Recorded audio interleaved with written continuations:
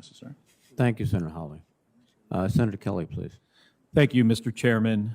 Mr. Secretary, let me begin by expressing my gratitude to each of the over 800,000 Americans, many of them Arizonans, who served in Afghanistan over the past 20 years, and to their families.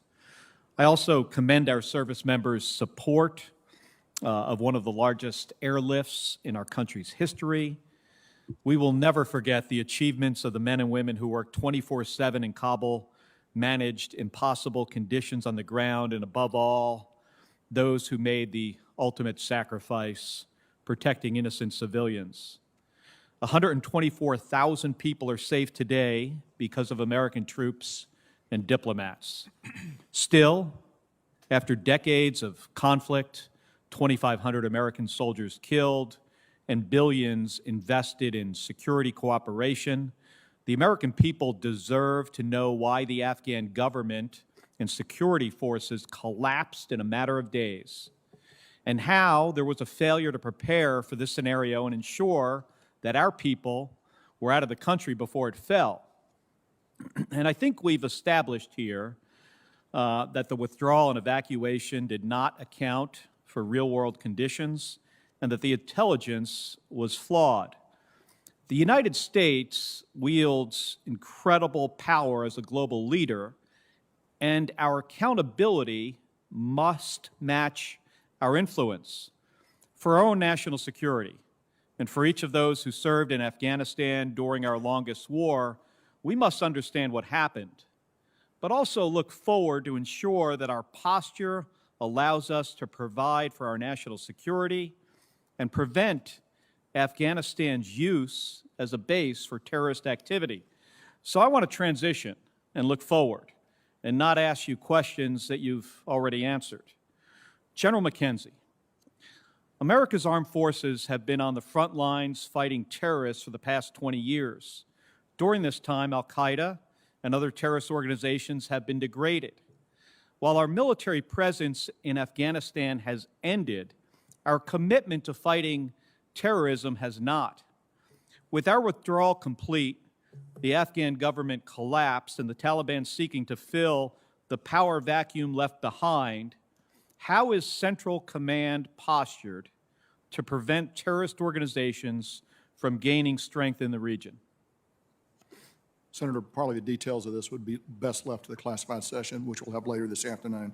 But I would tell you that I have today a headquarters that has the ability to look into Afghanistan, albeit limited, and we have the ability to fuse the different disciplines of intelligence to look particularly at ISIS-K and al-Qaeda. We are still refining the best practices on that, but we do have a way forward. I've told this committee before, it is very hard to do this. It is not impossible to do this. Well, I'm looking forward to seeing those details in the closed hearing.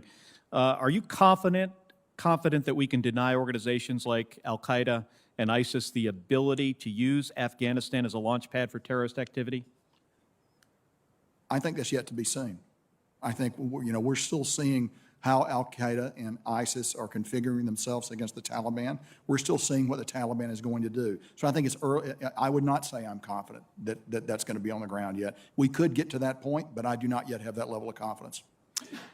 And you might have to share this in the closed hearing, but do you have the resources necessary to accomplish this, even as our national security pivots towards great power or near-peer threats like China and Russia that are seeking to expand their influence and compete with our military?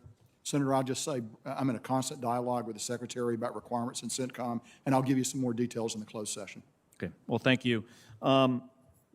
And I know you can't go into much detail about the analysis that led to the August 28th drone strike in Kabul in this open setting, but I would like to note my serious concerns and give you the opportunity to make any comment on how the American people can know that the military will be able to adequately assess targets before conducting future strikes and operations, even as we have even fewer local intelligence and surveillance resources to leverage.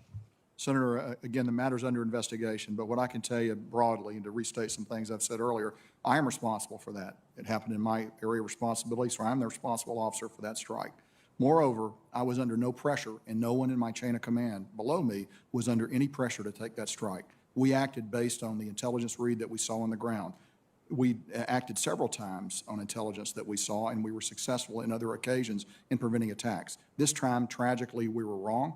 And you're right to note that as we go forward and our ability to create what we call the ecosystem that allows you to see what's going on the ground and put all that together, it's going to get a lot harder to do that, particularly in places like Afghanistan. But I can share a little more with you later. Well, thank you, General. Thank you, Senator Kelly. Senator Tubbs.